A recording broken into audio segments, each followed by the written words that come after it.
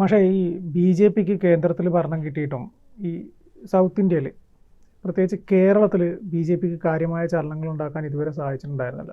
ഇപ്പോൾ കഴിഞ്ഞ ലോക്സഭാ തെരഞ്ഞെടുപ്പിലാണ് BJPക്ക് ഒരു നേട്ടം എന്ന് പറയുന്ന ഒരു സീറ്റിലെങ്കിലും ജയിക്കാനും മറ്റൊരു സീറ്റിൽ ഇഞ്ചോടിഞ്ച് മത്സരം കാഴ്ചവെക്കാനും സാധിച്ചത്. പക്ഷേ BJPയെ സംബന്ധിച്ചിടത്തോളം എങ്ങനെയെങ്കിലും കേരളം പിടിക്കുക എന്നത് ഒരു അഭിമാന പോരാട്ടമായിട്ടാണ് അവർ കണ്ടിരിക്കുന്നത്. അതിൻ്റെ ഭാഗമായിട്ടാണ് ഇപ്പോൾ രാജീവ് ചന്ദ്രശേഖരനെ ഉൾപ്പെടെ ഇവിടെ പ്രത്യേക സ്ട്രാറ്റജി പ്ലാൻ ചെയ്തിട്ടാണ് ഇവിടുത്തെ സംസ്ഥാന പ്രസിഡന്റാക്കി കൊണ്ടുവന്നിട്ടുള്ളത്. നിലവിലെ സാഹചര്യത്തിൽ ഇനി വരാനിരിക്കുന്നത് തദ്ദേശ സ്വയംഭരണ തെരഞ്ഞെടുപ്പാണ്. BJP കൃത്യമായൊരു പ്ലാൻ തയ്യാറാക്കി വെച്ചിട്ടുണ്ട്. അതായത് സ്വതന്ത്രമല്ല, പാർട്ടി ചിഹ്നത്തിൽ തന്നെ ആളുകളെ മത്സരിപ്പിക്കണം, വോട്ട് വിഹിതം കൃത്യമായിട്ട് കൂട്ടാനത് സാധിക്കും എന്ന് പറഞ്ഞിട്ട്. ഇതൊരു പക്ഷേ 2026 തെരഞ്ഞെടുപ്പ് കണ്ടുള്ള ഒരു സ്ട്രാറ്റജി പ്ലാനിങ് ആയിരിക്കില്ലേ? തീർച്ചയായിട്ടും. പക്ഷേ BJPക്ക് അങ്ങനെ ഒരു സ്ട്രാറ്റജി വേണം എന്ന് തോന്നുന്നത് നേരത്തെ തോന്നിയിട്ടുണ്ടാവണം. പക്ഷേ ഇപ്പോൾ അങ്ങനെ ഒന്ന് അവർക്ക് തോന്നി തുടങ്ങിയെന്നും അതിൻ്റെ ആലോചനകളും ആസൂത്രണങ്ങളൊക്കെ ആരംഭിച്ചിരിക്കുന്നുവെന്നും ഇപ്പോൾ അമിത്ഷാ തന്നെ നേരിട്ട് വന്ന് അത് അവതരിപ്പിച്ചിരിക്കുന്നു, അല്ലെങ്കിൽ അതിന് പ്രചോദനം കൊടുത്തിരിക്കുന്നു എന്നുള്ളതൊക്കെ നല്ല വാർത്തയാണ്. പക്ഷേ കേരളത്തിൻ്റെ ഒരു പ്രശ്നം സത്യത്തിൽ ഇപ്പോഴും അതൊരു, എനിക്ക് തോന്നുന്നു, RSS ഡിസൈൻ ചെയ്തെടുത്ത ഒരു വൈകാരികവും അല്ലെങ്കിൽ വിശ്വാസപരവും ഒക്കെയായ ഒരു ഘടനയിൽ നിന്ന് അതിനെ ഒരു പൊളിറ്റിക്കൽ പാർട്ടിയുടെ ഘടനയിലേക്ക് അതിപ്പോഴും വളർന്നിട്ടുണ്ടോ എന്ന് എനിക്ക് സംശയമുണ്ട്. കാരണം പൊളിറ്റിക്സ് ഈസ് പോളിട്രിക്സ് എന്ന് പറയും. അത് കുതന്ത്രം എന്ന അർത്ഥത്തിലല്ല, സ്ട്രാറ്റജി വളരെ പ്രധാനമാണ്. ഈ അടവു നയം എന്നൊക്കെ പറയില്ലേ, അത് അടവ് നമ്മൾ ഉദ്ദേശിക്കുന്നത് ഒരാളെ പറ്റിക്കാനുള്ളതല്ല. തിരഞ്ഞെടുപ്പിന് അതിൻ്റെ സ്ട്രാറ്റജി ഉണ്ട്. ആ രംഗത്തേക്ക് ഇവർ വന്നിട്ടില്ല. അതിപ്പോൾ ഇവർക്ക് പറ്റുന്നൊരു പ്രശ്നം ആകസ്മികതകളാണ് BJPയുടെ കൂടെ നിൽക്കുന്നത്. ആകസ്മികത എന്ന് പറഞ്ഞപ്പോൾ ഒരു സിനിമാ നടൻ വന്ന് കിട്ടി, അദ്ദേഹത്തിൻ്റെ ഗ്ലാമറും അദ്ദേഹത്തിൻ്റെ പൊതുകാര്യ പ്രസക്തിയും അദ്ദേഹത്തിൻ്റെ ജനപ്രിയതയും അദ്ദേഹത്തിൻ്റെ ജീവകാരുണ്യ പ്രവർത്തനവും വോട്ടാക്കി മാറ്റാൻ പറ്റുമോ എന്നൊരു പരീക്ഷണമായിരുന്നു തൃശ്ശൂർ. അത് വിജയിച്ചു. അപ്പോൾ തൃശ്ശൂരിൽ അത് സാധ്യമാണ് എന്ന് ആ തെരഞ്ഞെടുപ്പ് നടക്കുന്നതിൻ്റെ മാസങ്ങൾക്ക് മുമ്പ്, ഏതെങ്കിലും ഒരു മാസം മുമ്പെങ്കിലും നമുക്കൊക്കെ പറയാൻ തോന്നിയിട്ടുണ്ട്, അത് പറഞ്ഞിട്ടുണ്ടായിരുന്നു. പക്ഷേ ഇപ്പോഴത്തെ ചോദ്യം, ഇവരുടെ ഒരു പ്രശ്നം ഇങ്ങനെ ആകസ്മികത, രാജഗോപാൽ അങ്ങനെ സംഭവിച്ചൊരു ആകസ്മികതയാണ്. അതിനുശേഷം പ്രശ്നം എന്താണെന്ന് വെച്ചാൽ ആകസ്മികതകൾക്ക് തുടർച്ചയുണ്ടാകുന്നില്ല. എന്ന് പറഞ്ഞാൽ ആകസ്മികമായി വീണ് കിട്ടുന്ന അവസരത്തെ ആസൂത്രിതമായി വിനിയോഗിക്കുന്നതിനാണ് രാഷ്ട്രീയം എന്ന് പറയുക. എല്ലായ്പ്പോഴും എല്ലാവർക്കും ഒരു സന്ദർഭം കിട്ടും. അത് മഹാത്മാഗാന്ധിയുടെയൊക്കെ പൊളിറ്റിക്സിൽ, ജീവചരിത്രത്തിൽ അദ്ദേഹം തന്നെ അദ്ദേഹത്തിൻ്റെ ജീവചരിത്രകാരന്മാരൊക്കെ പറയുന്നുണ്ട്. ഇന്ത്യയിലെ ഹിന്ദുവിന് കടൽ കടക്കാൻ പാടില്ലാത്ത കാലത്ത് കടൽ കടന്നുപോയി വിദ്യാഭ്യാസം നേടി വന്ന ഒരാൾ, അതും സവർണനായ ഒരാൾ, വടക്കേ ഇന്ത്യക്കാരനായ ഒരാൾ, ഗുജറാത്തിയായ ഒരാൾ, അത് കഴിഞ്ഞിട്ട് സൗത്ത് ആഫ്രിക്കയിൽ അദ്ദേഹം ആർജിച്ച അവബോധത്തിൻ്റെ പ്രായോഗികമായ പരിശീലനം നേടാൻ കിട്ടിയ ഒരു അവസരം, അതും നേടിക്കഴിഞ്ഞിട്ട് അദ്ദേഹം ബോംബെയിൽ വന്ന് കപ്പലിറങ്ങുമ്പോൾ ഇന്ത്യ ഒരു ലീഡറെ കാത്തു നിൽക്കുകയാണ്. ഇന്ത്യയുടെ വൈവിധ്യമാർന്ന മണ്ണ്, മനസ്സ്, അതിനെ ഒന്നിപ്പിക്കാൻ ഒരു നേതാവിനെ കാത്തു നിൽക്കുകയാണ്. ആ സന്ദർഭത്തെ വിനിയോഗിച്ചു എന്നതാണ് മഹാത്മാഗാന്ധി ഉണ്ടായി വന്നത്. അങ്ങനെയാണ് ഇന്ത്യൻ നാഷണൽ മൂവ്മെൻറ്റ് ഉണ്ടാകുന്നത്. അതാണ് ദേശീയ പ്രസ്ഥാനമായി തീരുന്ന ഒരു വലിയ മൂവ്മെൻറ്റായി മാറി. ഞാൻ പറയുന്നത് ഈ അവസരത്തെ ആസൂത്രിതമായി വിനിയോഗിക്കാൻ കഴിയുന്നിടത്താണ് ഒരു പാർട്ടിയുടെ വിജയം. എൻ്റെ നിരീക്ഷണത്തിൽ BJPയെ നമ്മൾ സൂക്ഷ്മമായി വളരെ അടുത്ത് നിന്ന് നിരീക്ഷിക്കുന്ന ഒരാളെന്നാൽ എനിക്ക് തോന്നിയിട്ടുള്ളത്, അവർക്ക് വീണ് കിട്ടിയ അവസരങ്ങളെ ഒന്നും അവർ വിനിയോഗിച്ചിട്ടില്ല. ഒന്നാമത്തെ സന്ദർഭം അതാണ്. അതുകൊണ്ടാണ് തിരുവനന്തപുരം ജില്ലയിൽ രാജഗോപാലിന് തുടർച്ചയില്ലാതെ പോയത്. ഒരു ആസൂത്രണത്തിൻ്റെ അംശമുള്ളത് പിന്നീട് നമ്മൾ കണ്ടത് രാജീവ് ചന്ദ്രശേഖറിലാണ്. രാജീവ് ചന്ദ്രശേഖർ കഴിഞ്ഞ ലോക്സഭാ തെരഞ്ഞെടുപ്പിൽ വിജയത്തിൻ്റെ വക്കത്തെത്തിയതാണ്. അദ്ദേഹത്തിൻ്റെ ആസൂത്രണം പിഴച്ചുപോയി, അത് തെറ്റൊന്നുമല്ല. അത് അദ്ദേഹത്തിന് അതേ മണ്ഡലത്തിൽ വീണ്ടും അതേ സ്ട്രാറ്റജികൾ പ്രയോഗിച്ച് മുന്നോട്ട് പോയാൽ സാധ്യമാണ്, വിജയിക്കാൻ സാധ്യമാണ്. എന്നാൽ അദ്ദേഹത്തിൻ്റെ കാലിബറോ അദ്ദേഹത്തിൻ്റെ ചിന്തയോ അദ്ദേഹത്തിൻ്റെ പദ്ധതികളോ അദ്ദേഹത്തിൻ്റെ ആസൂത്രണമോ BJPക്ക് അദ്ദേഹം പകർന്നു കൊടുക്കുന്നുണ്ടോ എന്നതാണ് പുതിയ ടേമിലെ ഒരു പ്രധാനപ്പെട്ട ചോദ്യം. 2, കിട്ടിയ അവസരങ്ങൾക്കൊന്നും തുടർച്ചയുണ്ടായ പോയില്ല. ആസൂത്രണം ഉണ്ടായില്ല, പിന്തുണയുണ്ടായില്ല, തുടർച്ചയുണ്ടായില്ല. ഇപ്പോഴത്തെ ഒരു പ്രധാനപ്പെട്ട ചോദ്യം, രാജഗോപാൽ ആവർത്തിക്കപ്പെട്ടില്ല എന്നതുപോലെ തന്നെയാണ് ഇന്നത്തെ അവസ്ഥ വെച്ച് നമ്മുടെ കേരളത്തിൽ നിന്ന് ലോക്സഭയിലേക്ക് തിരഞ്ഞെടുക്കപ്പെട്ട ആദ്യത്തെ BJP അംഗം എന്ന നിലയിൽ സുരേഷ് ഗോപിയും കേന്ദ്രമന്ത്രിയായി തീർന്നിട്ട് കൂടി സുരേഷ് ഗോപി ആവർത്തിക്കപ്പെടുമോ എന്ന ചോദ്യത്തിന് ഇപ്പോഴത്തെ അവസ്ഥയിൽ സാധ്യമല്ല എന്നാണ് നമ്മുടെ ഒരു നിരീക്ഷണം.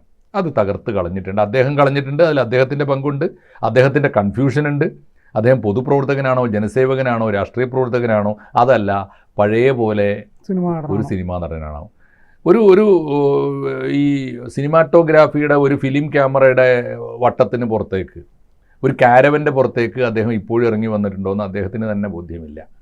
മാത്രമല്ല, രാഷ്ട്രീയ പ്രവർത്തനം ആണോ പ്രധാനമായിട്ട് എടുക്കേണ്ടത്?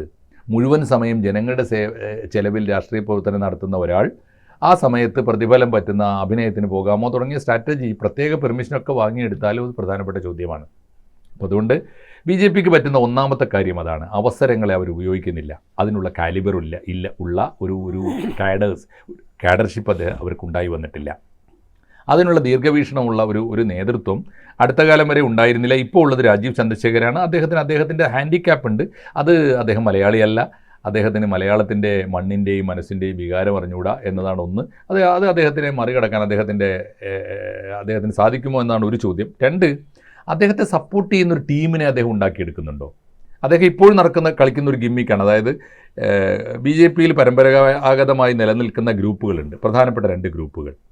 അപ്പോൾ ഇതിന് തൊട്ട് മുമ്പുണ്ടായിരുന്ന K. സുരേന്ദ്രൻ, V. മുരളീധരൻ്റെ ഗ്രൂപ്പായിരുന്നെങ്കിൽ ഇപ്പോൾ അദ്ദേഹം ആ ഗ്രൂപ്പിനോട് ഒരു അകലം പാലിച്ചിട്ട് ഇപ്പുറത്ത് കൃഷ്ണദാസിൻ്റെ ഗ്രൂപ്പിനോട് ഐക്യപ്പെടുന്നു എന്ന് വേണം കാണാൻ. അങ്ങനെയാണ് വാർത്തകൾ പറയുന്നത്. അങ്ങനെയാണെങ്കിൽ പരമ്പരാഗതമായ ഗ്രൂപ്പിൽ നിന്ന് ഒന്നിലേക്ക് ഒരു കാലിൽ നിന്ന് മറ്റേ കാലിലേക്ക് മാറുന്നു എന്നല്ലാതെ ഗ്രൂപ്പുകൾക്ക് അതീതമായ ഒരു BJPയെ അദ്ദേഹത്തിന് സ്വപ്നം കാണാൻ, വിഭാവന ചെയ്യാൻ കഴിയുന്നുണ്ടോ? ഒന്ന്.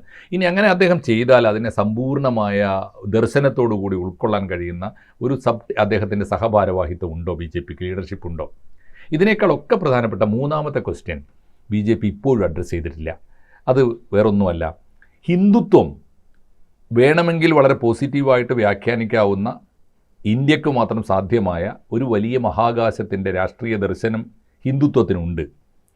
അത് പക്ഷേ അതിൻ്റെ ഒരു പരിമിതി ഇന്ത്യ എന്ന വൈവിധ്യത്തിൽ ഏതാണ്ട് നോർത്ത് ഇന്ത്യയിലെ ഹിന്ദി ബെൽറ്റിനെ മാത്രം അഡ്രസ്സ് ചെയ്യാൻ പറ്റിയ ഒരു ആശയമാണ്. കാരണം മുസ്ലിം വിരോധം എന്ന് പറയുന്നത് അതിൻ്റെ പ്രധാനപ്പെട്ട അജണ്ടയാണ്. ആ അജണ്ട രൂപം കൊണ്ടതാകട്ടെ വിഭജനത്തിൽ നിന്നാണ്. വിഭജനം ഒരു സൗത്ത് ഇന്ത്യൻ അജണ്ടയല്ല, അത് നോർത്ത് ഇന്ത്യനാണ്. അതിനെ തുടർന്നുള്ള പലായനം, കൂട്ടക്കൊലകൾ, അഭയാർത്ഥി പ്രവാഹം, അതൊക്കെയും നോർത്ത് ഇന്ത്യയുടെ കൂടി വന്നാൽ അത് പഞ്ചാബിൽ നിന്ന് ബംഗാളിലേക്ക്, കിഴക്കും പടിഞ്ഞാറും ഉള്ള രണ്ട് നോർത്ത് ഇന്ത്യൻ ഫിനോമിനനാണ്. രണ്ടാമത്തെ കാര്യം, അത് കഴിഞ്ഞിട്ട് അവിടെ നടന്ന തുടർച്ചയായിട്ട് അതിൻ്റെ ഒരു വികാരം പോലെ തുടർച്ചയായിട്ട് വന്ന വർഗീയ കലാപങ്ങളാണ്. നരേന്ദ്രമോദി അധികാരത്തിൽ വന്നതിന് ശേഷം നോർത്ത് ഇന്ത്യൻ സംസ്ഥാനങ്ങളിലെ തുടർച്ചയായ വർഗീയ കലാപങ്ങൾക്ക് വലിയ അറുതി വന്നിട്ടുണ്ട്. അത് സത്യമാണ്, അത് നമ്മൾ നിഷേധിക്കാൻ പാടില്ല. പക്ഷേ വർഗീയ കലാപങ്ങൾക്ക് അറുതി വന്ന കാലത്തും വർഗീയമായ അജണ്ടയാണ് അവർ നോർത്ത് ഇന്ത്യയിൽ പയറ്റുന്നത്. അത് അവിടെ ഏശുന്നുണ്ട്. അതിനാണ് എല്ലാ മൗലികമായ ഭരണപരിഷ്കാരങ്ങളൊക്കെ അതിനുവേണ്ടി ഉപയോഗിക്കുകയാണ്. CAB കൊണ്ടുവന്നപ്പോഴും, യൂണിഫോം സിവിൽ കോഡ് കൊണ്ടുവന്നപ്പോഴും, ഏറ്റവും ഒടുവിൽ ഇപ്പോൾ ഈ എല്ലാ നിയമങ്ങളും അതിനുവേണ്ടി വിനിയോഗിക്കുകയാണ്. അങ്ങനെ ഉപയോഗിക്കുമ്പോഴൊരു കുഴപ്പം, അതൊട്ടും തന്നെ സൗത്ത് ഇന്ത്യക്ക് പാകമല്ല. അതുകൊണ്ട് വെറുതെ അല്ല BJP സൗത്ത് ഇന്ത്യയിൽ പച്ച പിടിക്കാത്തത്. ഇനി ഇതാ കേരളത്തിന് ഒട്ടും പാകമല്ല. കേരളത്തിലൊരു ഹിന്ദുത്വമുണ്ട്. ആ ഹിന്ദുത്വം നവോത്ഥാനപരമാണ്. ഇവിടുത്തെ ജാതി പ്രസ്ഥാനങ്ങളൊക്കെ നവോത്ഥാന പ്രസ്ഥാനങ്ങളാണ്. കേരളത്തിലെ ഹിന്ദുത്വം ശ്രീനാരായണ ഗുരുവിൻ്റേതാണ്. കേരളത്തിലെ ഹിന്ദുത്വം അയ്യങ്കാളിയുടേതാണ്. കേരളത്തിലെ ഹിന്ദുത്വം നമ്മുടെ മന്നത്ത് പത്മനാഭൻ്റേതാണ്. അങ്ങനെ വരുമ്പോൾ ആ തരത്തിൽ എല്ലാ മനുഷ്യരെയും ഉൾക്കൊള്ളുന്ന, കേരളത്തിൻ്റെ ഒരു പൊതുമണ്ഡലത്തിലേക്ക് എല്ലാവരെയും വളർത്തിയെടുക്കുന്ന, എല്ലാ സമുദായത്തിൻ്റെയും ജാതിയുടെയും കളത്തിൽ നിന്ന് ഒരു വലിയ മനുഷ്യത്വത്തിൻ്റെ മഹാകാശത്തിലേക്ക് എല്ലാ മനുഷ്യരെയും വളർത്തുന്ന ഒരു ഹൈന്ദവ സങ്കല്പമാണ് കേരളത്തിൻ്റെ സങ്കല്പം. ആ കേരളത്തിൻ്റെ ദർശനത്തിലേക്ക് ഒരു ഹിന്ദുത്വത്തെ മാറ്റിപ്പണിയാൻ, അങ്ങനെ വ്യാഖ്യാനിക്കാൻ, അങ്ങനെ കേരളത്തിലെ ജനങ്ങളെ പഠിപ്പിക്കാൻ വർഗീയതയല്ല, വെറുപ്പല്ല, മറിച്ച് നവോത്ഥാനമാണ് അല്ലെങ്കിൽ മനുഷ്യത്വമാണ് അജണ്ട എന്ന മട്ടിലേക്ക് മാറ്റിപ്പണിയാൻ രാജീവ് ചന്ദ്രശേഖരന് പോലും കഴിയുമോ എന്നതാണ് പുതിയ അജണ്ട. അതുകൊണ്ട് അമിത്ഷാജി വന്ന് രാജീവ് ചന്ദ്രശേഖരൻ്റെ നേതൃത്വത്തിൽ എന്തൊക്കെ പദ്ധതികൾ ഇട്ടാലും BJPക്ക് ഈ പോക്കാണ് പോകുന്നതെങ്കിൽ അടുത്ത ഒരു 4 തെരഞ്ഞെടുപ്പിൽ പോലും 4 സീറ്റുകൾ തികച്ച് ജയിക്കാനുള്ളൊരു സാഹചര്യം ഇപ്പോൾ കേരളത്തിൽ ഇല്ല എന്ന രാഷ്ട്രീയ യാഥാർത്ഥ്യം എത്രയും വേഗം BJP തിരിച്ചറിഞ്ഞാൽ അത്രയും നല്ലത്. അത് BJPയോട് പ്രത്യേകിച്ച് നമുക്കറിയാം, യാതൊരു വിരോധം ഉണ്ടായിട്ട് പറയുന്നതല്ല. BJPയോട് ആശയപരമായ സംവാദങ്ങളിൽ അങ്ങേയറ്റം സൗഹൃദപരമായി ഇടപെടണം എന്ന് വിചാരിക്കുന്ന, അവരോട് സാഹോദര്യം സൂക്ഷിക്കുന്ന ഒരാളാണ് ഞാൻ.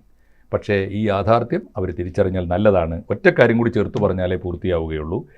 കേരളം താല്പര്യത്തോടെ കാത്തിരിക്കുന്നത്, കേരളം മാറി മാറി ഭരിച്ചുകൊണ്ടിരിക്കുന്ന രണ്ട് മുന്നണികളിൽ നിന്നും വ്യത്യസ്തമായ ഒരു രാഷ്ട്രീയ സംസ്കാരം BJPയിൽ നിന്നുണ്ടാവണമെന്നാണ്. ആ സംസ്കാരമാകട്ടെ അതിൻ്റെ ഏറ്റവും പ്രധാനപ്പെട്ട ആണിക്കല്ല് അഴിമതിയോടുള്ള നിലപാടാണ്.